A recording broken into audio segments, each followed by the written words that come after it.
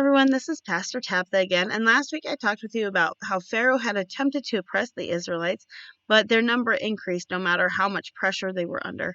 When Pharaoh's attempts failed, he tried his best to kill off every baby boy, including throwing them into the river to die. I refer to this as the river of death. Pharaoh's daughter then found Moses and drew Moses up out of the river, bringing him new life, and not only him, but bringing Israel new life. After this, then Moses's mom ended up taking Moses back to be raised in the palace as a prince in the Pharaoh's court, or in the Egyptian's palace.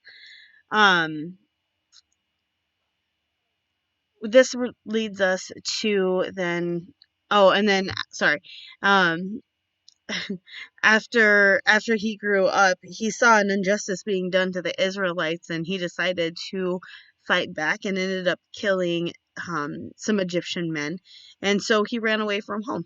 And when he was away, he grew even more. He was living with his Hebrew family. And that leads us to today's passage.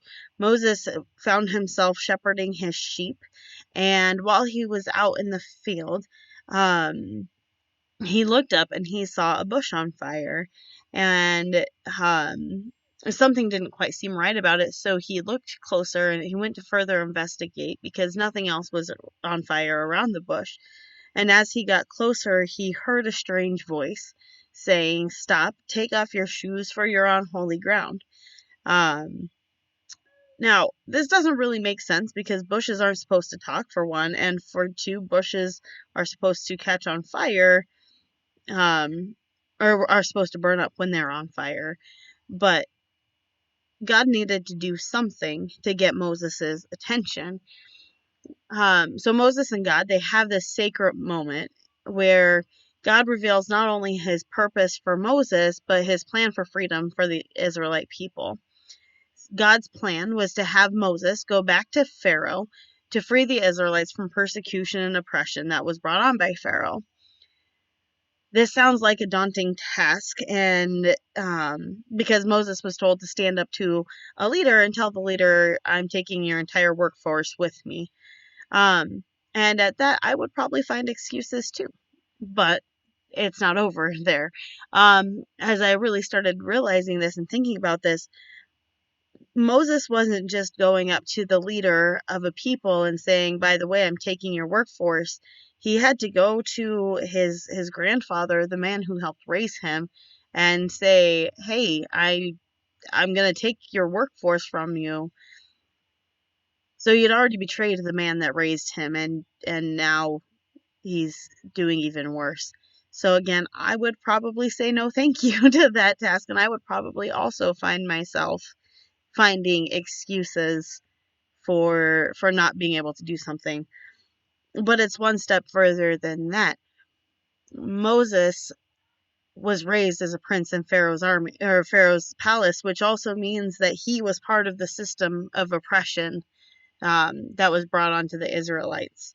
And now he's having to try to gain the trust of the Israelites, um, the people whom he used to be a part of oppressing. He has to gain their trust. And I just can't imagine what it would be like to be in his shoes and to have people trying to say, and having to go to people and saying, "Hey, trust me, God is with me."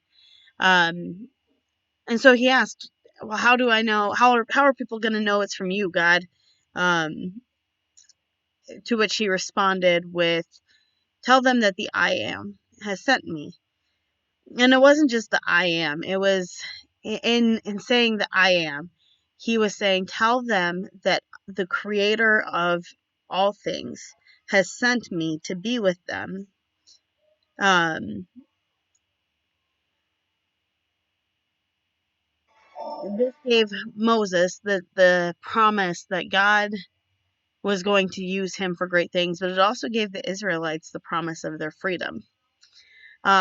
So this question, I had this question, but how many times does God reveal himself to us in peculiar ways, but we don't take the time to stop at and investigate what's going on? You see, God's trying to get our attention.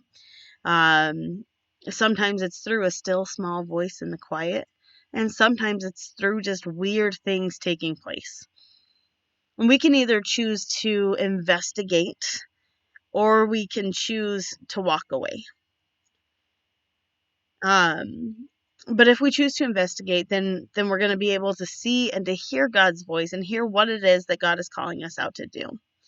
And we can find all the excuses that we want to for not doing what God asks. But for every excuse that we have, God has a counter reason as to why we should do it and how we should do it. So what's the why? The why is that we should do it because everybody deserves God's love. Everybody deserves God's freedom. And the how is, well, by listening to what he asks us to do. He will tell us what and who and how to get there. And this isn't just a simple lesson. This is also something that that Jesus continues on later into the Gospels, and he says, "Whatever you have done for the least of these, you have done also for me." And it's that reminder to us that God gives us what seems impossible to us, but through God we can do the impossible things. So